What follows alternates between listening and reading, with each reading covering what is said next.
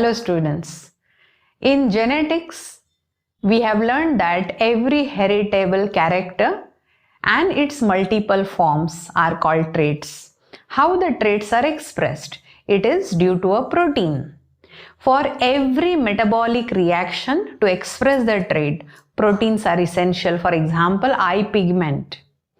For every protein, there is a coded information on the DNA, and that information we call it as gene. How this DNA is synthesizing the protein, that we are learning through a process called protein synthesis. In day-to-day life, in every cell, every time the proteins are synthesized. Now what these proteins will do? They help in transport, they help in formation of tissues, cells, they help in defensive role, they help in completing the tasks given by the cell. Now how these proteins are synthesized within the cell every moment, every day. Now you are watching my video, but still your body is synthesizing the proteins. How this is so? Let us learn one by one. A double helical stranded molecule located in the nucleus is the DNA. It got different sets of nucleotides. Some are non-coding, some are coding, and some are always open to synthesize the proteins. But this DNA having in the nucleus unable to reach the every site in the cell. Then who will help the DNA? It is nothing but the RNA molecule. So DNA will synthesize assistant RNA, and these RNA will help in the entire process. Now this protein synthesis includes two steps.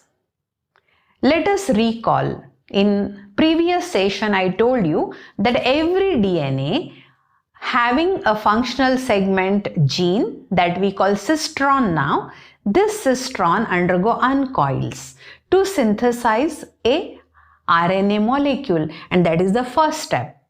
This first step we call transcription, followed by translation. So two major steps in protein synthesis: transcription, translation.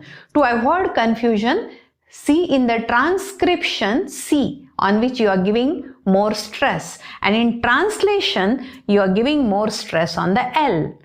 C comes first, L comes later in the sequence from A to Z. So first step is the transcription, next step is the translation. So these two major steps we need to understand. Hope you already know what exactly transcription is. It occurs within the nuclear space in eukaryotic cells in presence of an enzyme RNA polymerase, where promoter to begin the process, structural to give the coded information, and the termination to stop. The resulting messenger RNA molecule is carrying a message. The message is given by the DNA, and that we call genetic code. Now this genetic code is in the form of triplets, commaless, non-overlapping, sensible, universal, having its own polarity, and it has an initiator codon AUG. So all this information as if it is a packed message moving to the factory. The factory to synthesize proteins are the ribosomal subunits, which are made up of rRNAs. There are two subunits of ribosomes, smaller subunit and larger subunit. Here actual translation begins. Now for translation, the necessary enzymes are peptidyl transferase, peptidyl synthetase, amino acyl synthetase, and a set of tRNAs with complementary anticodon should work. mRNA is available now on the ribosomal unit. According to the triplets available on messenger RNA, tRNA will pick up specific amino acid coded by that particular messenger RNA, and this decoding is done by rRNA. So tRNA utilize ATP molecule, picks up a specific amino acid and start moving towards the ribosome. So here rRNAs are waiting.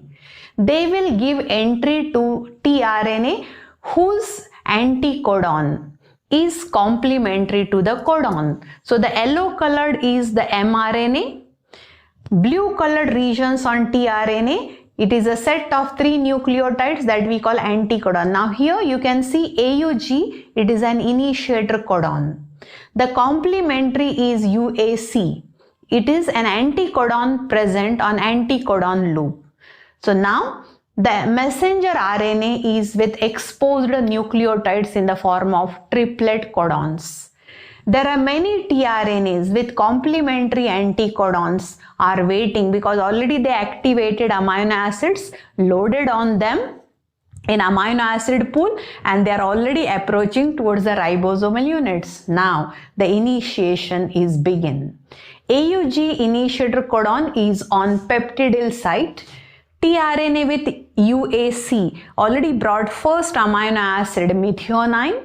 It is released followed by the second tRNA with exposed anticodon which is complementary to the codon is coming with active amino acid, and now the peptidyl transferase enzyme will help in catalyzing the formation of peptide bond.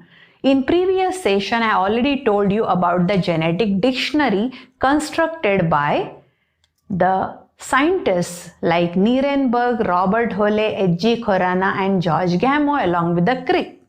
So this dictionary will help us to understand the triplets and the coded amino acids. As per this genetic dictionary, first base which is lying towards the right hand side, second base which is lying horizontally on the top, and third base which is in descending order lying towards the left hand side. Thus, the dictionary provides the information about the triplets and the amino acid coded by them.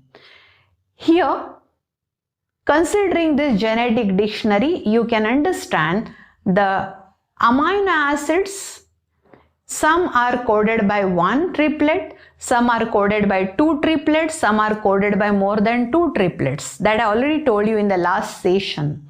So here, during elongation, first is initiation where methionine is brought to the initiator codon by tRNA with anticodon UAC. The next tRNA with complementary anticodon is bringing the next amino acid proline. So here you can see methionine is already linked by peptide bond with the proline. Thus, the peptide bond is formed between carboxyl group of one amino acid and amino group of another amino acid releasing an water molecule. Thus, elongation occurs. Now, it is a last step in translation process where UAG, there are three terminator codons, UAG, UAA and UGA. There is no tRNA available for them with the anticodon, so there is no activation of amino acid. So when these triplet codons, which are known as stop codons, out of three, when anyone comes to the A site, it is adenylated site or amino acyl site on the ribosome.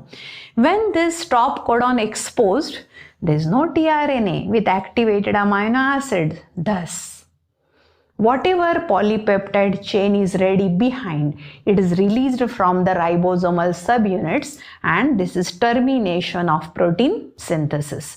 So in translation, remember every step there is activation of amino acid which is energy dependent reaction. Every time they are using ATP or GTP molecules to load the tRNA with specific amino acid.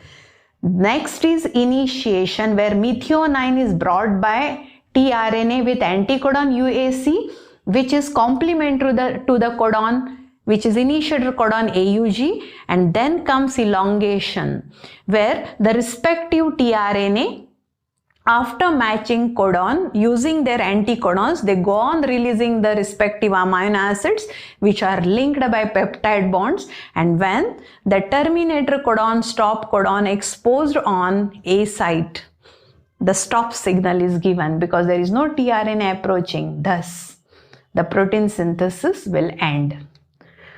Transcription, DNA producing RNA.